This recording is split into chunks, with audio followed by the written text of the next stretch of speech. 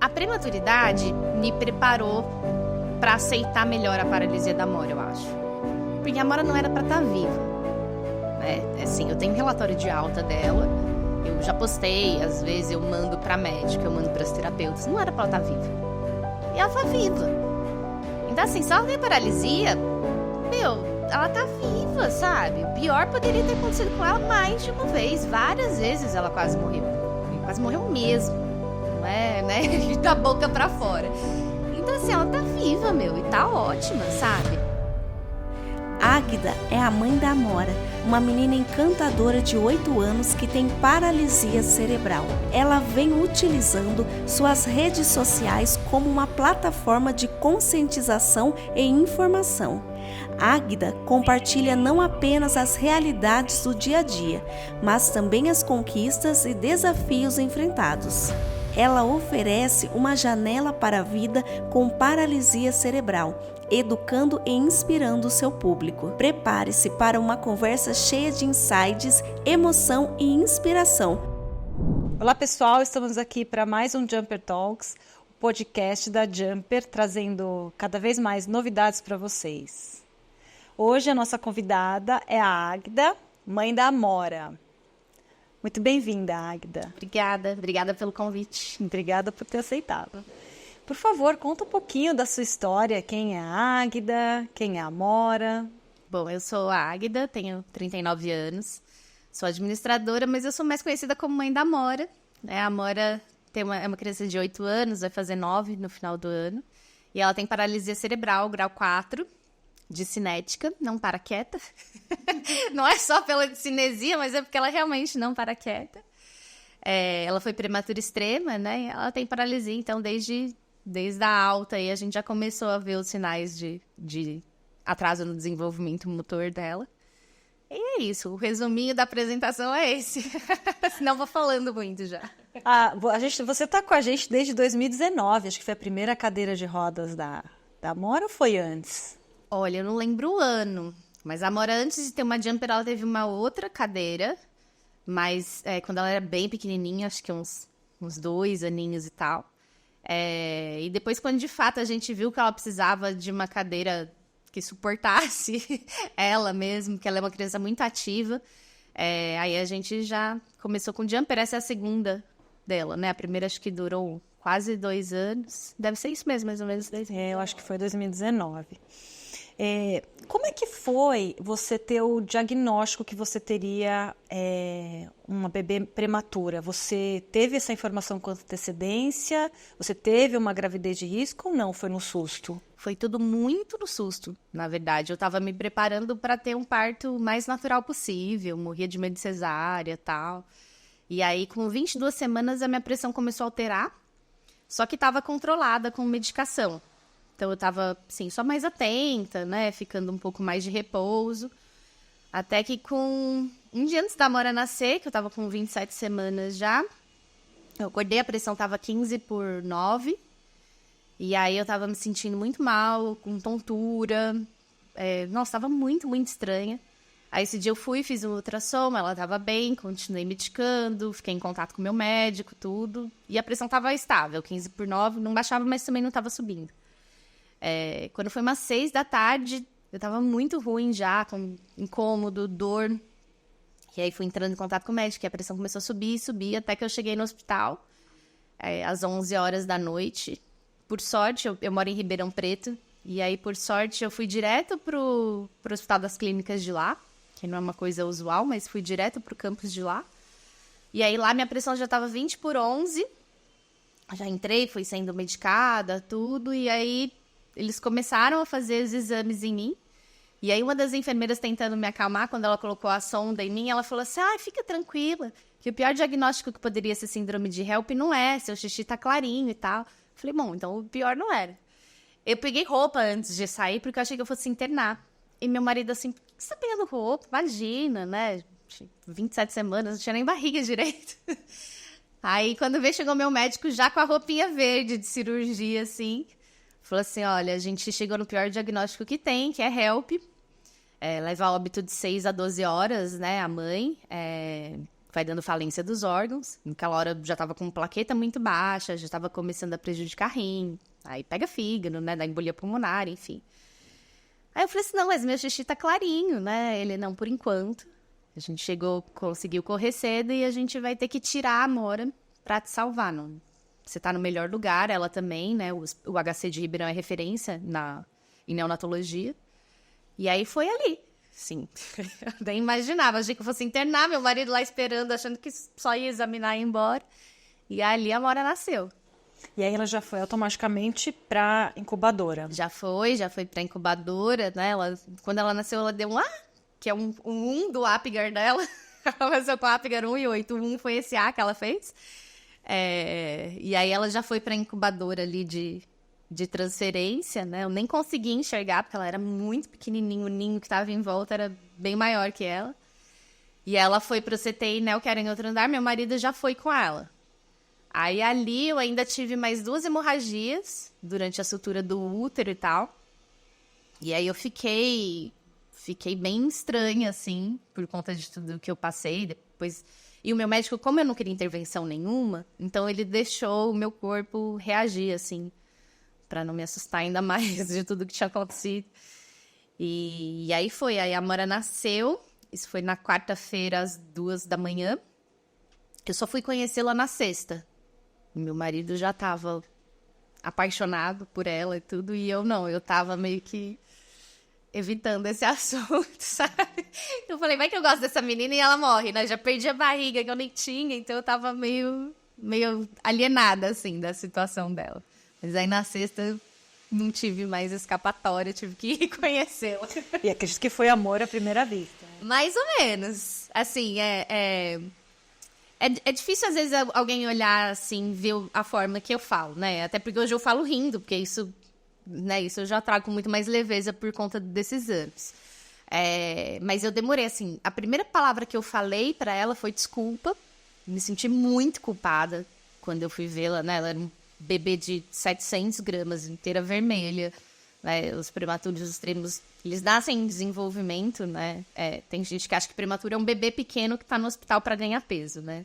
E tá longe de ser isso, né? É um feto que ainda não se desenvolveu. Quantos meses, mais ou menos, das 27 semanas? De 6 para 7 meses. Então tinha muitos órgãos dela que ainda estavam se desenvolvendo. A pele, inclusive. Então ela nasceu vermelha, assim, tinha um aspecto gelatinoso mesmo. Até a manipulação ali do hospital tem que ser diferenciado, né? Tem. Eles falam que é manipulação mínima, né? Porque o risco de você gerar um sangramento nesses bebês é muito grande. Como o que ela teve, por exemplo, na cabecinha que acarretou na paralisia. Essa é uma dúvida comum também que as pessoas têm, porque elas acham que ela já tinha paralisia e aí a paralisia causou a prematuridade. E, na verdade, a prematuridade é uma das principais causas de paralisia cerebral em crianças, né?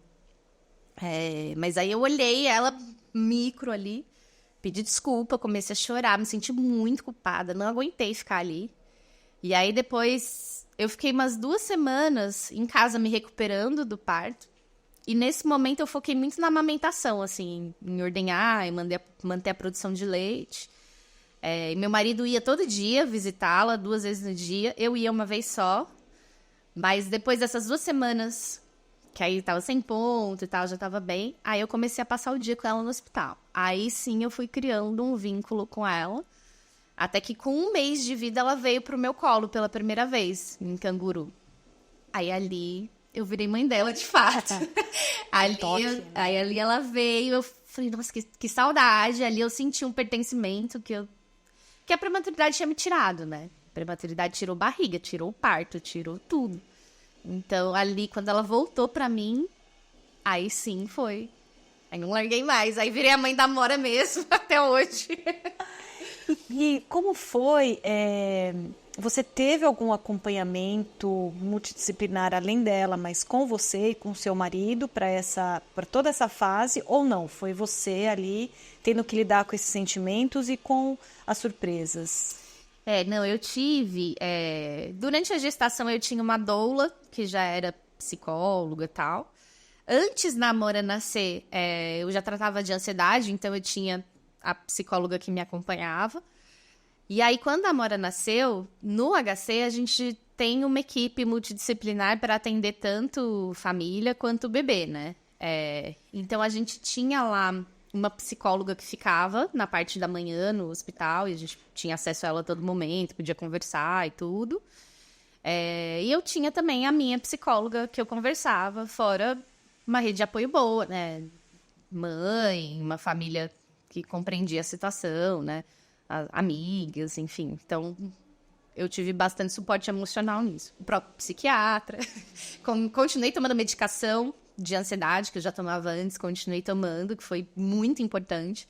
É uma coisa que eu falo, às vezes, muitas mães de prematuro vêm conversar comigo e eu falo, olha, busca ajuda profissional, porque é muita coisa pra gente aguentar, né?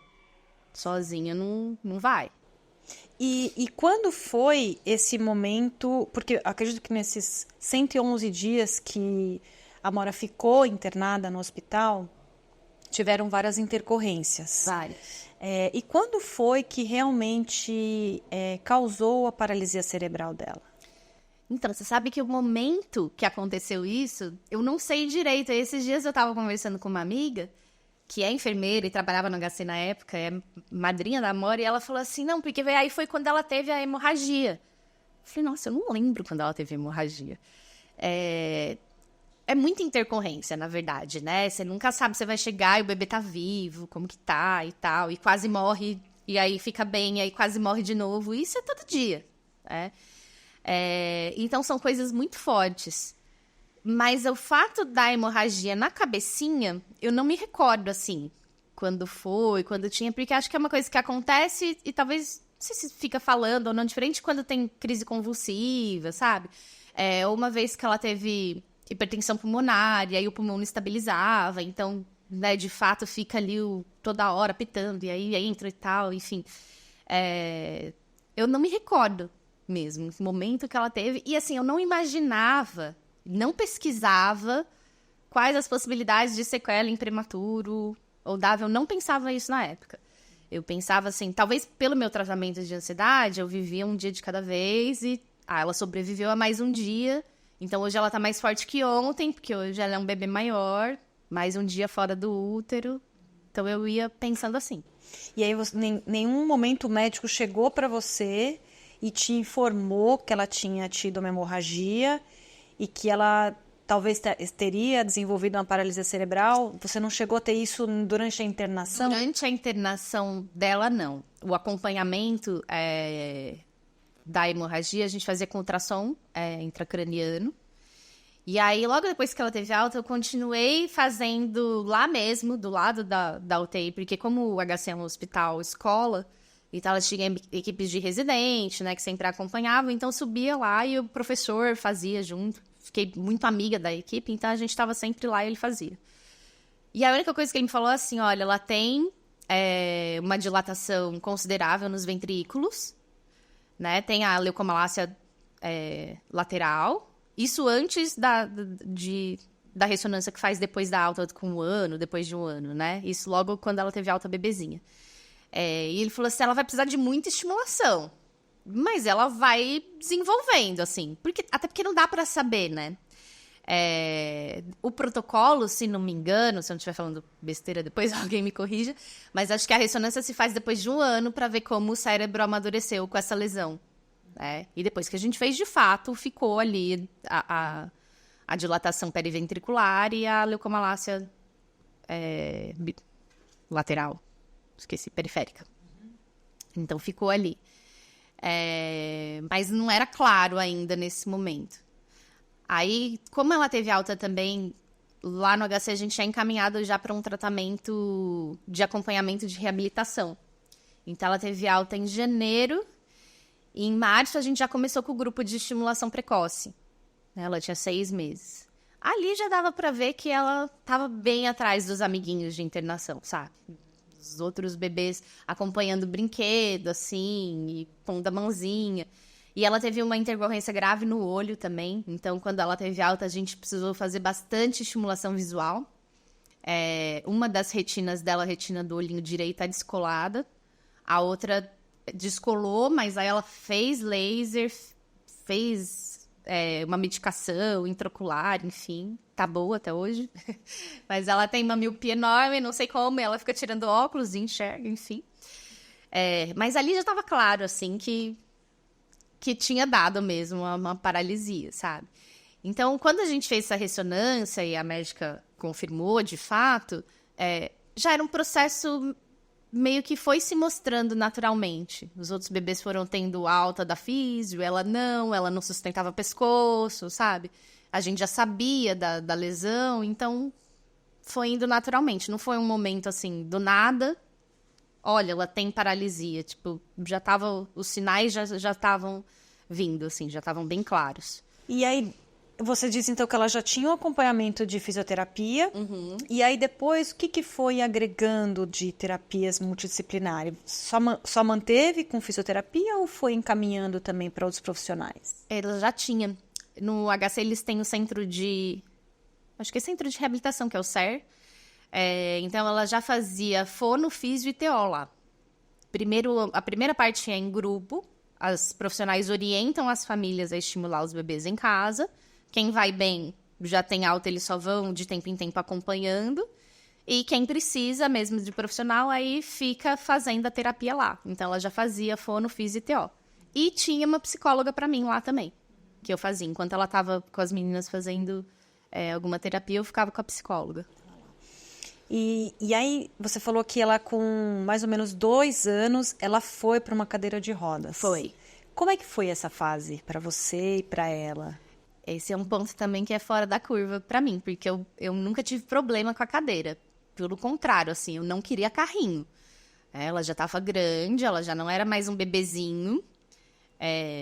Então, assim, eu não queria um carrinho de posicionamento ou algo que parecesse mais um carrinho. A gente usou o carrinho com ela até onde deu, né? Mas eu falei assim, agora é o momento dela ter uma cadeira, assim, porque a Amora...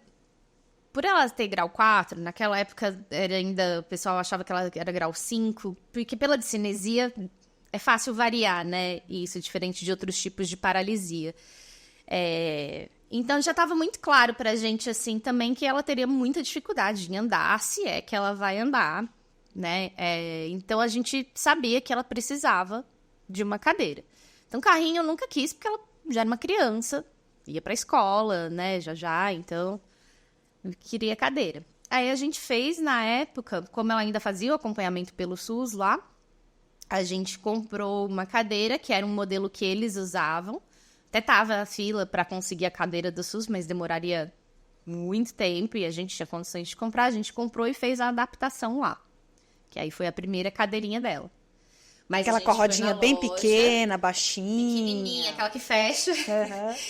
A gente foi na loja, a gente escolheu e era verde-limão a cadeira dela. A gente escolheu uma mega colorida. Tenho foto dela na loja, sentando em cadeirinha, testando. E ela empolgada também. Ela sempre gostou. Tanto é que ela vem aqui, ela quer sentar em todas que tem lá embaixo. Ela adora. O Pablo, às vezes, ele fala para as crianças, assim, já pegou sua bikezinha?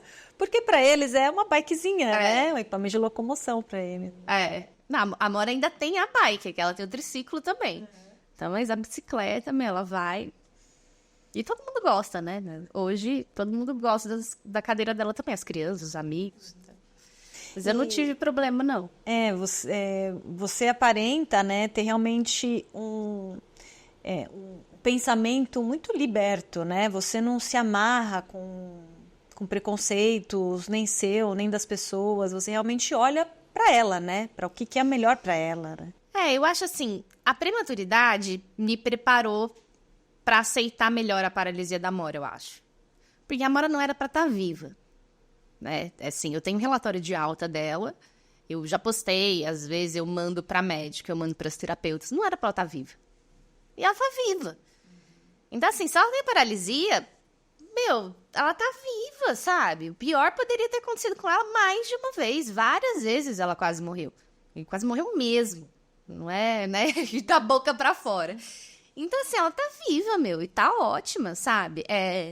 A paralisia dela não é uma doença. Eu acho muito ruim quando alguém tem uma doença, quando tem um problema de saúde, né? E ela não tem.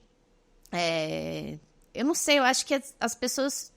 Tem 2 pontos do preconceito. Você ter o preconceito de fato e discriminar alguém pelo seu preconceito, e ter aquele olhar de algo que você não está acostumado, né? Então, vão olhar ela na cadeira? Vamos olhar, lógico. Ninguém está acostumado a ver uma criança na cadeira de rodas sempre, né? Agora tá mais comum, ainda bem.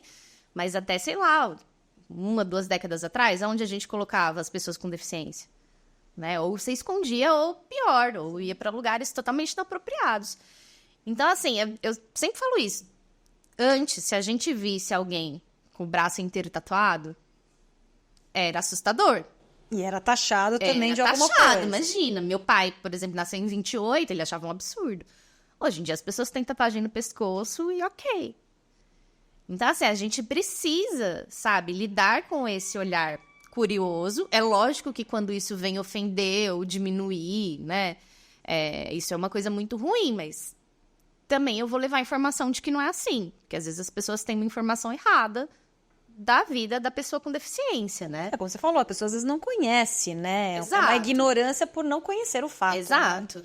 Então, quando ela teve alta, por exemplo, que todo mundo falava assim, meu primo também nasceu prematuro, fulano foi prematuro. Falou, gente, se todo mundo é prematuro, por que ninguém fala de prematuridade? E fala o quanto grave prematuridade é, e para com essa coisa de, nasceu pequenininho, tá lá engordando. E aí foi quando eu comecei eu virei a mãe da Amora na internet, né? E comecei a falar de prematuridade, porque eu não aguentava mais falarem sobre isso. E a paralisia também, como foi vindo algo natural, e a gente vai descobrindo juntas, né? Conforme ela cresce também. E foi indo. Ela já usou sonda naso um tempo também. Usava, ia pra escola. Vai pra alimentação. Pra alimentação, pra ajudar no ganho calórico, né?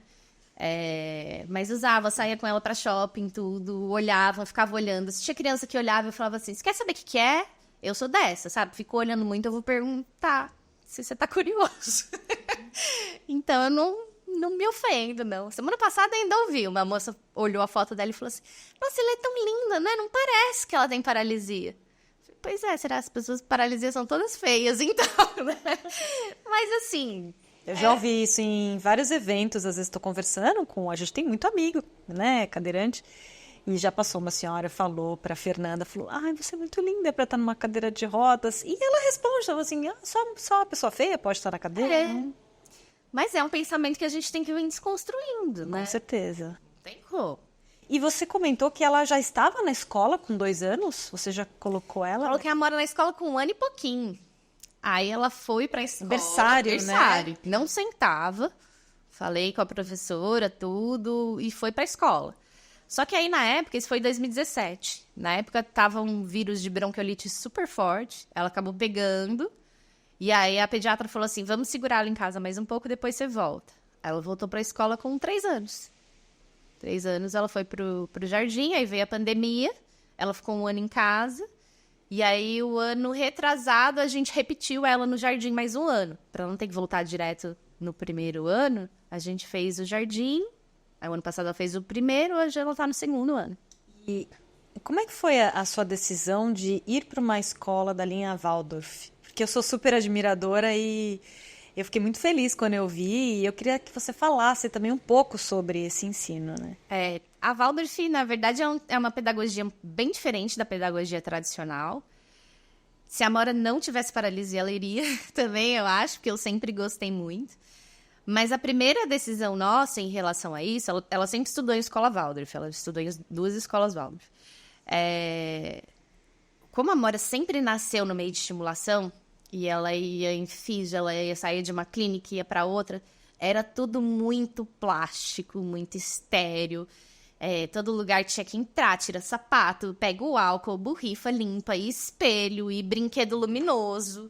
E eu não queria isso pra ela, né, em outra escola. E a gente foi visitar alguns berçários e era a mesma coisa. Tinha que chegar, tirar o sapato, colocar assim, e o chão todo acolchoadinho. Eu falei assim, ela precisa ser criança, sabe? Porque ela só fica nesse tipo de ambiente. E ela precisa ser criança. E a gente foi visitar o berçário Waldorf. E aí, uma das coisas que a Waldorf traz é que as crianças, nessa idade principalmente de maternal, elas não deveriam estar na escola, né? Mas é lógico que a sociedade hoje não tem como você ficar com os filhos em casa como era antes. Então, esse ambiente tem que ser o mais próximo possível da casa. Então, as professoras usam saia longa, que é onde os bebês começam a se apoiar para ficar em pé e para andar, né? Tem um ambiente meio casa de vó, tem muito verde, acho que tem que ter 70% da área da escola tem que ser verde, né?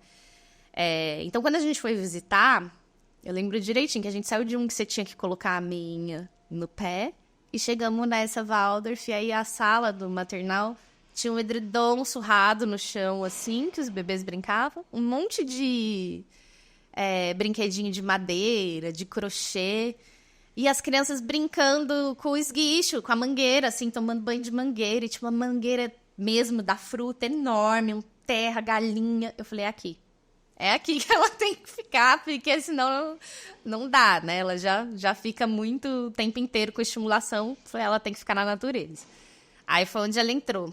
E depois ela continuou. A exigência em relação à alfabetização, exigência motora, que a gente tem na escola tradicional, de ter apostila, de você ter que copiar várias vezes a mesma letra e tal. Isso não tem na Waldorf, o que eu acho que para a Amora é ótimo também, porque gera menos frustração nela, porque ela tem uma dificuldade motora grande. Então, e visual também, né? O visual é aquilo. Até então tá indo, tá controlado, sabe? Tá indo. Ela tem o óculos, acho que ela tá com 11 de miopia, 13, não sei, mas enfim, tá indo. A gente nunca percebeu, assim, nada, nenhuma queixa, assim, visual dela. Mas aí ela se adaptou super bem na Waldorf, tem acompanhado os colegas. O ano passado eles foram apresentados a todas as letras, né? Então ela reconhece tudo, ela escreve, a gente ajuda ela a segurar e aí ela escreve. E tá indo bem. Ela usa alguma órtese? A gente já tentou adaptadorzinho que coloca, que fecha e tal. Ela não gosta muito. Até hoje a gente não conseguiu achar nenhum legal. Porque além dela dar pega, ela também tem movimentação. Então, às vezes, ela começa e... Sabe? O cognitivo dela é bom. E aí, quando ela faz isso, ela já fica nervosa. Então, até então, a gente prefere... eu vou te ajudar. Então, a gente só vai guiando, ajudando na pega e não deixando ela escapar muito. Tem um movimento involuntário muito forte. Né? Então, a gente tá assim. Eu não sei até quando, né? Quando se ficar uma exigência maior de escrita, a gente pensa em entrar com aquele software de retina, de leitura de retina para ela. Mas, por enquanto, como ela tá nova também, primeiro, segundo ano, tá aprendendo agora, não é exigido ainda leitura para eles, né? A leitura mesmo eles vão ter por agora, pro segundo, pro terceiro ano que eles começam a ter, isso na Waldorf. E aí a gente pensa em entrar com esse software. Por enquanto, a gente deixou ela mais natural possível, o mais igual aos colegas, sem que ela, né? Porque já tem a paralisia, já tem a cadeira de rodas. Então, ter um tablet ali, crianças de 7 anos, né, vendo um tablet na aula. Então, esperar todo mundo amadurecer para entender que aquilo é um recurso para ela e não um jogo, né, enfim. Hoje, o que ela faz de terapia complementar? Ela faz físio 4 vezes na semana, 1h30. Faz TO e faz fono. Fono para disfagia e fono para linguagem e comunicação. E quais especialistas acompanham ela? Ortopedista. Ortopedista a gente vai certinho cada 6 meses. Acho importantíssimo falar isso aqui. É mesmo? Porque a gente conseguiu reduzir a subluxação de quadril da Amora, acompanhando com o ortopedista e a físio. E isso é bem difícil também. Você lida com questões ortopédicas, você sabe. A gente conseguiu reduzir subluxação. Neuro, ela acompanha. Ela tem... epilepsia de fácil controle e tal, né? Não, é bem tranquilo. Neuro. A pediatra tá cada vez mais espaçada, né? Um erro de mãe, porque a gente tem que levar anual, né? Mas não acaba levando. E é isso, ela não precisou de acompanhamento com pneumo. Endócrino. Endócrino também ela vai certinho. E o oftalmo, óbvio. E ela faz algum acompanhamento para deformidade de coluna com o ortopedista? Qual é o acompanhamento primordial, além da luxação de quadril, com o ortopedista? Ela faz um acompanhamento a cada 6 meses geral. né? Então, ele olha principalmente coluna, por conta da escoliose. Ela tá começando a ter um leve desvio na coluna, mas ainda muito pouco, muito sutil, muito padrão, eu acho, assim, que todo mundo tem, sabe? Não é nada demais. Como ela é magrinha ainda, o ortopedista sempre fala assim, o bom da Amora é que dá pra gente ver aqui, né? A subluxação, que a gente fica atento, encurtamentos, e deformidade nos pés, né? Porque como ela faz os diórteres, ela não é espástica, mas ela entra em espasticidade sempre que ela faz a ativação, né? Então, se ela vai andar, tudo, se ela começa a pular, tal, aí ela fica espástica. E aí o pé vai um pouquinho para dentro. Então, esses são os principais pontos que ele olha, assim. Ela usa a órtice do pé? Ela usa algum colete também? Não. Só a cadeirinha com as abas laterais? Só. Ela faz algum esporte? Natação? A gente fez um pouco de hidroterapia, que eu pretendo voltar, porque ela gosta bastante. E a hidro dela era muito parecida, assim, com uma natação, porque ela gosta de mergulhar e tal. Então, não era só uma parte de físio, mas também tinha essa parte que deixava ela bem feliz. Preciso voltar, porque ela gosta muito. Ela fez ecoterapia o ano passado. E assim, eu tenho certeza absoluta, que em algum momento, quando ela tiver mais propriedade da agenda dela, eu vou ter que colocar ali alguma coisa radical, assim. Porque a Amora ama correr, ela ama velocidade, sentir adrenalina, tipo, ela pira. É o que ela mais gosta de fazer. A gente pode colocar ela no WCMX. Precisa, porque assim, ela ama e eu detesto, sabe? E ela adora. E o pai gosta, O pai tem que ir, porque, por exemplo, em montanha-russa, nossa, eu fui na montanha-russa do Parque da Mônica e eu passando mal já. E aí ela pirando, gritava na curva, sabe? Eu falei, não, isso você faz com o papai, porque a mamãe não faz com você. Ela adora. Que legal. Ela gosta muito. Fica o convite aqui, que em outubro a gente vai ter um evento aqui em Rio Claro e a gente vai ter vários esportes. O WCMX, CrossFit, a gente vai ter uma baguncinha legal aqui, já fica o convite. Não, eu vou trazê-la então, porque assim, se você pega a cadeira e sai correndo, ela adora. Tanto é que ela vai de cadeira pra escola, ela brinca de pega-pega, tudo, e as crianças vão. Quebrou o pé outro dia fazendo isso. Mas assim, é criança, né? Então... Faz parte. Faz parte. Assim, eu quebrei o braço, quebrei o pé. Eu falei que bom que ela tava brincando. Sim. Né? A gente vê histórias aí muito tristes, né? De crianças com deficiência na escola. E ela tava brincando. Quebrou o pé na cadeira. E ela tá alta? Como é que tá, assim, o crescimento dela? Olha, ela é uma criança baixa. Ela tá sempre na curva mais baixa, assim. Tanto de... O peso fica um pouco melhor. Tem hora que a altura fica um pouco melhor. O que o IMC fica bom, então... a gente até chegou a pensar, né, em estimular com hormônio para ver se aumentava a altura. Mas por conta da paralisia, pensando na parte óssea, pensando em sustento de corpo, a gente desencanou. Mas ela vem crescendo, vem ganhando peso, que é isso que importa, né? Ela nunca perdeu, nunca ficou muito tempo estacionada. Então ela vem no ritmo dela. Legal. Dá a impressão de que ela é alta. Porque ela tem a perna muito comprida. Sim. E ela é mais magrelinha, então todo mundo acha que ela é muito alta. Mas ela fica sempre na curvinha de baixo ali. E ela nunca fez uma cirurgia? Não. A gente provavelmente vai fazer agora em julho, um pouquinho de alongamento no adutor. Coisa pouca, porque ela tinha uma marcha muito de tesoura. E aí a gente fez algumas aplicações de botox para ver como que ficaria se fizesse uma cirurgia. E melhorou demais. Então, aí a gente viu que a cirurgia vai ser benéfica para ela. O pé a gente conseguiu melhorar já em físio. O pé tá ótimo. E aí, agora vai ser piquezinho, pouco, assim. A gente já conversou bastante com o ortopedista. Uma cirurgia simples. Uma cirurgia simples, tranquila.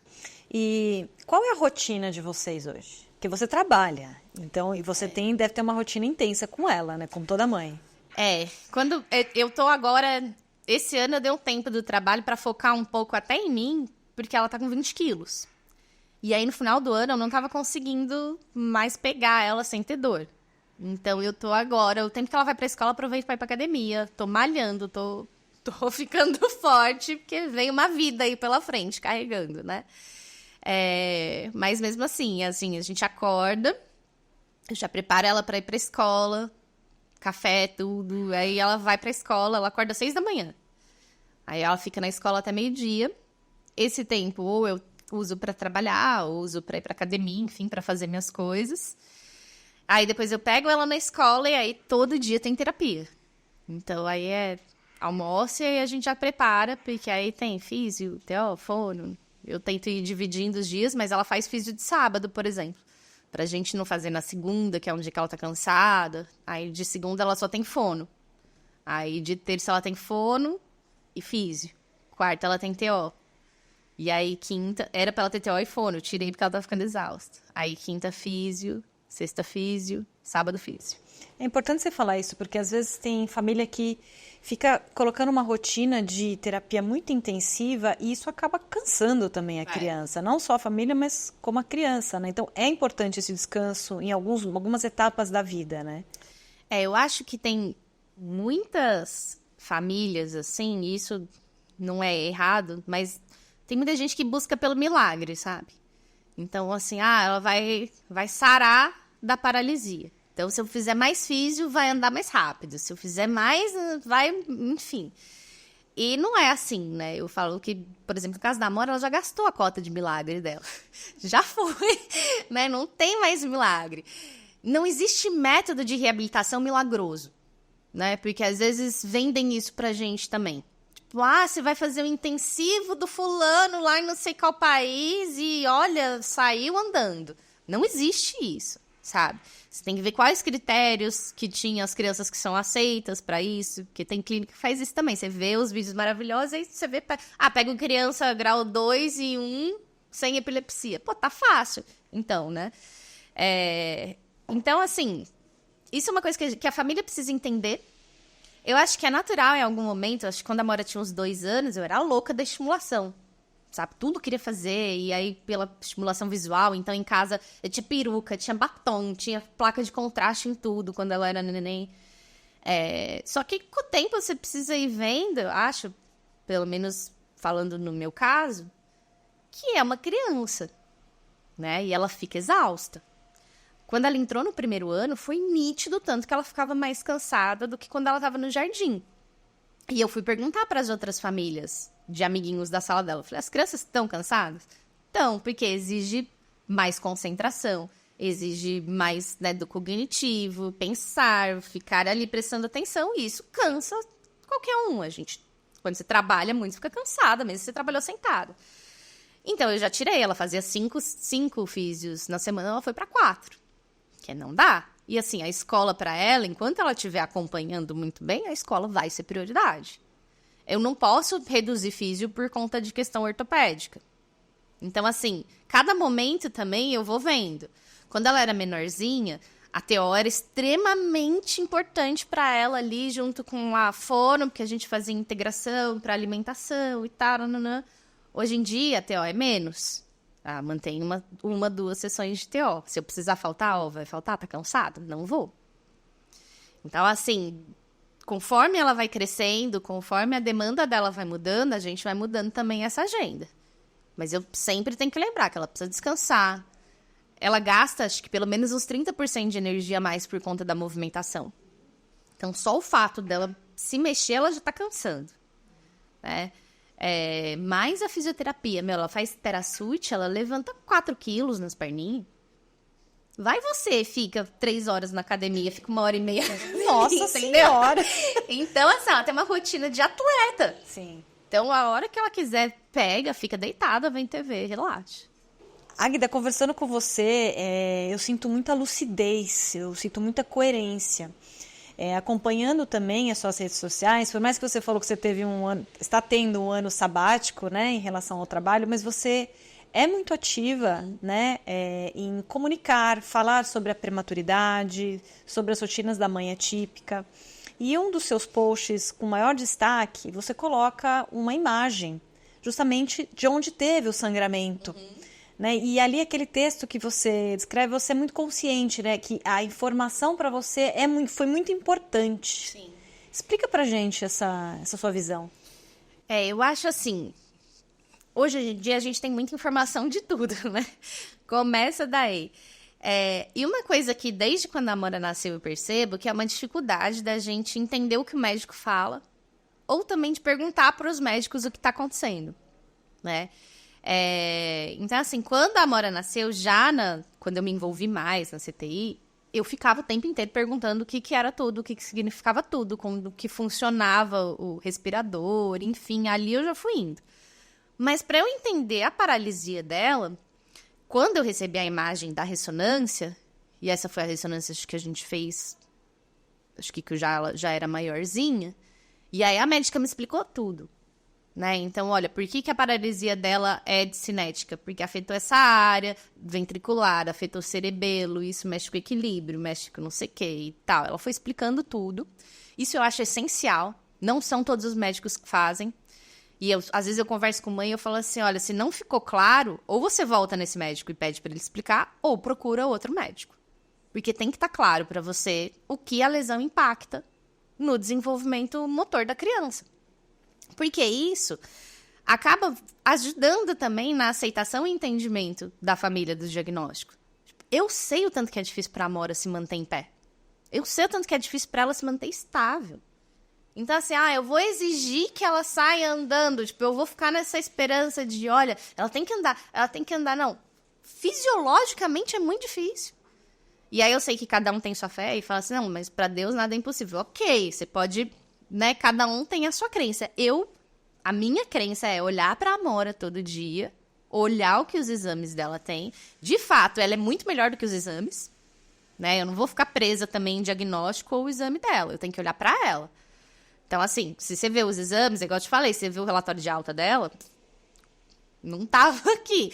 Se você vê lá, né, o buraquinho que tem na cabeça, você fala assim, nossa, tá ótima. E, de fato, ela vem ganhando estabilidade de tronco, tudo. Não quer dizer que eu não vai estimular, né? Imagina, nunca vou parar de estimular. Até porque, assim, a gente precisa prevenir deformidade sempre e tem que estimular. Tá indo bem, vambora, e vai. Mas saber as limitações ou o que implica, eu acho que é muito mais fácil para eu lidar com a aceitação do diagnóstico dela e para eu também prover o que ela precisa. Muito, muito boa explicação e uma visão realmente muito realista, né? E por mais que eu sinto você muito otimista, eu sinto você muito realista, né? Então, para mim, na minha opinião, é muito bonito ver isso. Eu acho que por isso que a Amora ganha tanto. Eu acho que os pais muito conscientes e eu só tenho elogios pra você. Não pode falar palavrão nas coisas, mas a Amora é foda.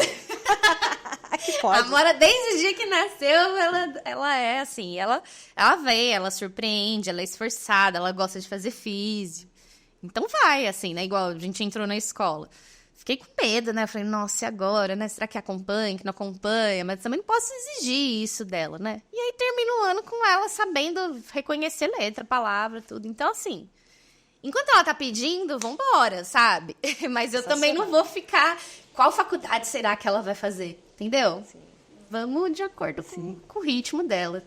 E é muito interessante quando você fala, né? O que tá, às vezes, no diagnóstico e no exame... às vezes não consegue entender como que é a realidade dela, né? Então, é uma visão muito individual, que é Sim. muito a visão que a gente tem aqui na Jumper, né?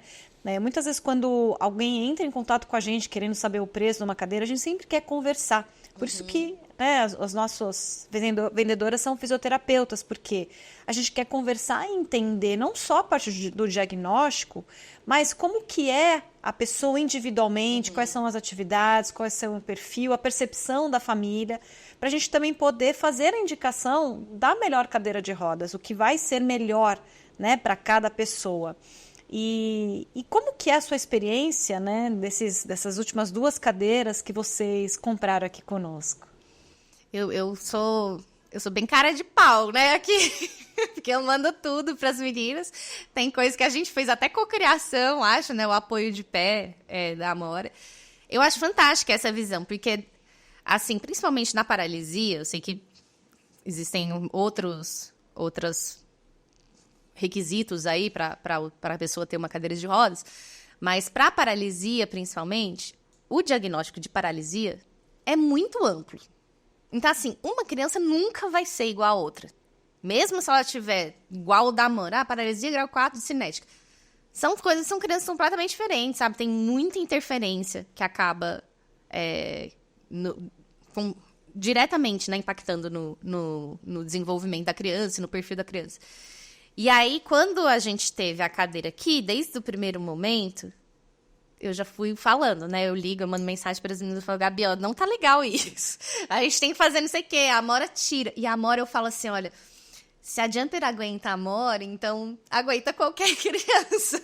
Porque ela acaba, ela detona com as coisas, né? Então, eu lembro que o apoio de pé antes era uma faixa única, né? Era um aço, sei lá o que é, aquele apoiozinho de pé, e a gente pediu para repartir. Aí deu certo, porque aí o pé dela ficou um pouquinho mais separado. Aí também fizemos, acho que um risquinho para passar a faixa e segurar o pé dela melhor, que ela consegue escapar ainda. Então isso é muito bom, porque todas as vezes que eu converso com vocês, eu falo, gente, ó, precisa pensar nisso, né? E aí eu falo e vocês pensam. Hoje mesmo, na revisão lá embaixo, eles estão tentando colocar um EVA, onde fica o apoio de braço, porque ela não para e ela volta toda roxa. E aí as meninas já me mandaram também aquele que coloca em cima aqui, que é um negocinho preto para proteger, não adianta. Eu tive que tirar a base do apoio de mesa, porque ela ficava enfiando o dedo ali. Então eu tirei. Então, assim, cada dia eu vejo que é uma personalização que precisa. Isso aí sempre atenderam super bem. Eu tô esperançosa do EVA agora também ajudar mais. Legal, obrigada por essa declaração, porque realmente é isso. Como a gente trabalha com cadeira personalizada, a gente tem algumas coisas já que a gente já trabalha, tem coisas que a gente não pode mexer realmente, que são itens de segurança, então são certificados.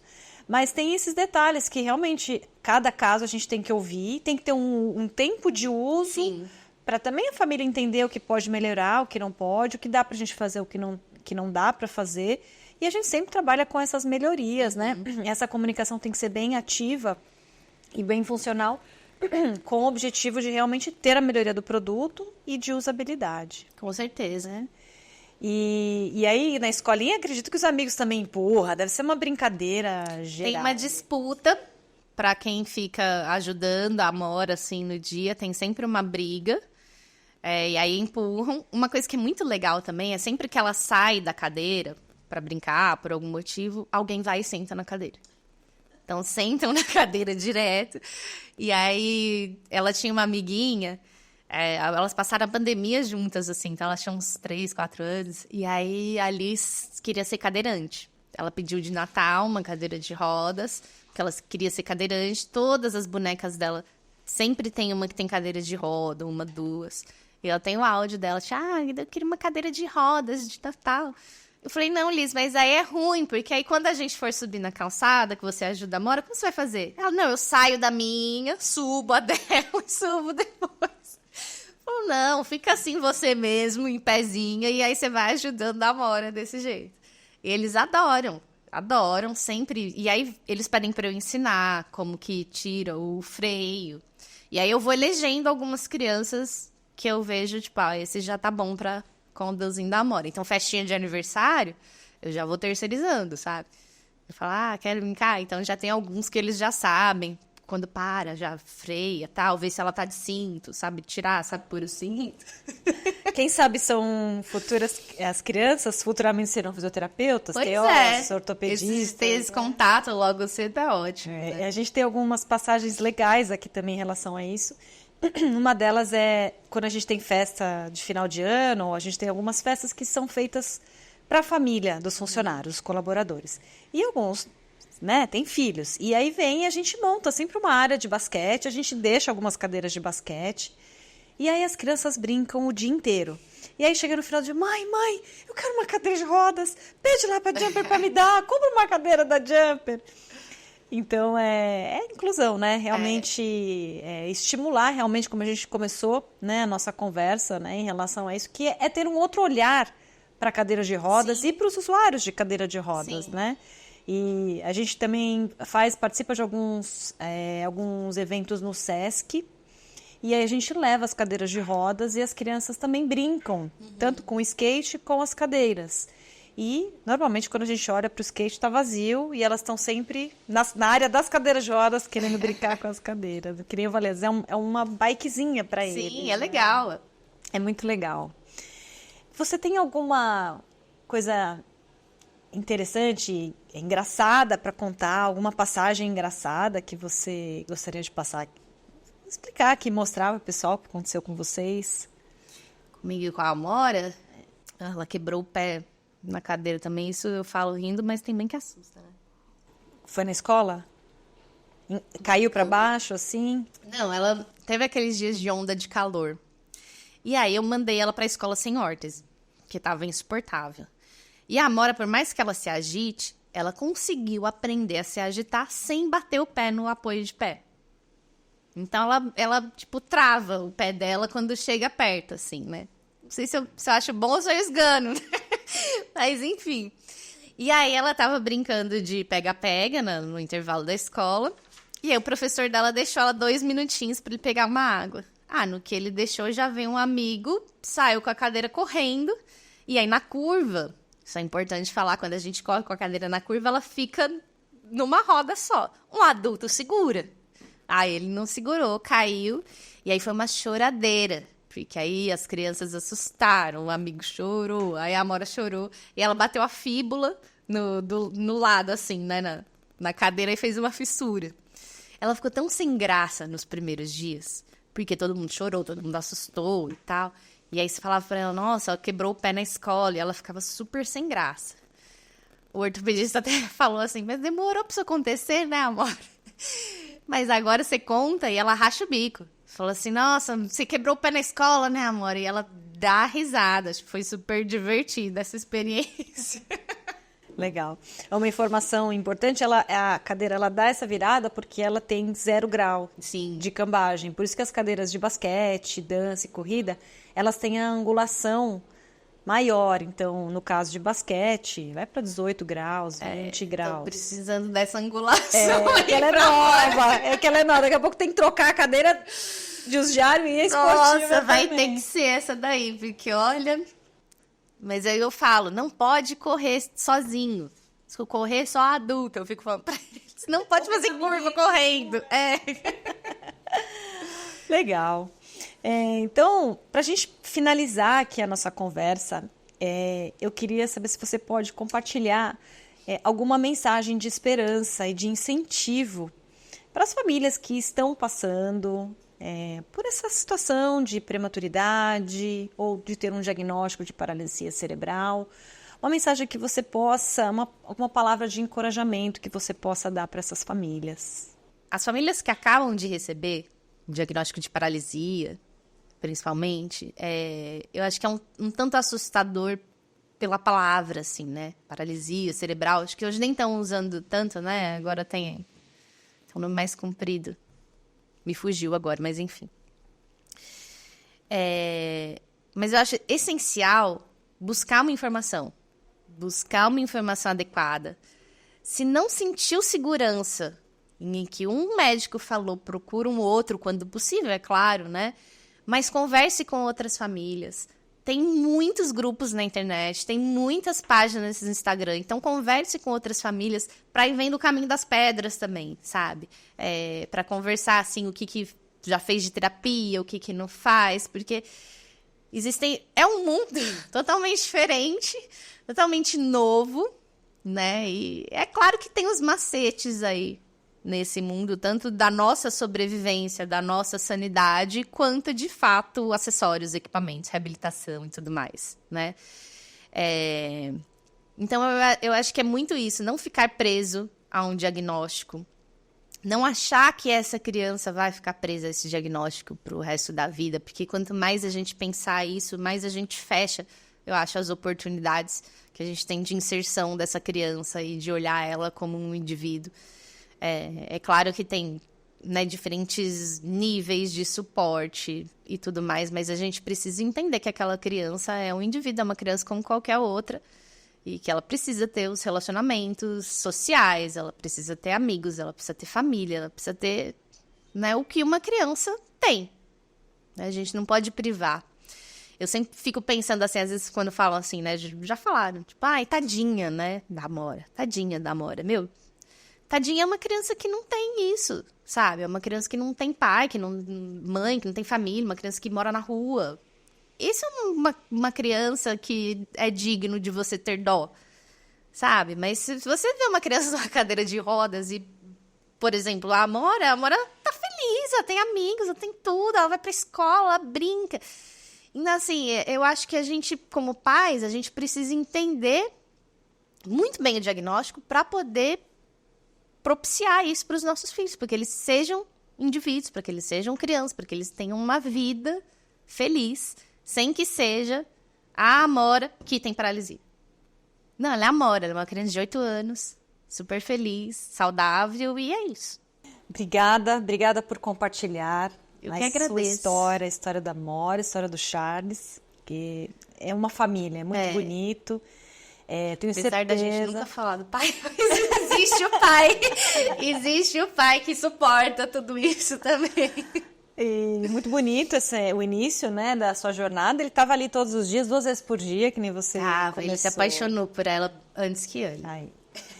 E eu tenho certeza que você está inspirando mais pessoas, mais mães, mais pais, a realmente encarar isso dessa forma que você passou, muito lúcida, muito coerente e muito batalhadora, né? Eu acho que você é muito privilegiada, a Amora é muito privilegiada, nós também, por conhecermos vocês, e agora a gente compartilhar um pouquinho aqui com o pessoal que assiste com a gente. Ai, obrigada. Obrigada, você está sempre convidada. O dia que tiver alguma novidade, quiser trazer aqui, quando a gente tiver os eventos também, venham participar. A gente vem, com certeza. A gente está sempre aqui anunciando. A gente vem. Obrigada. Obrigada. E é isso aí, pessoal. Encerramos mais um Jumper Talks. Você que tiver alguma dúvida, entre em contato com a gente, coloque nos comentários que ou eu ou a Águida iremos responder. Não deixe de acionar o sininho, compartilhar e estaremos aqui para a próxima. Até logo.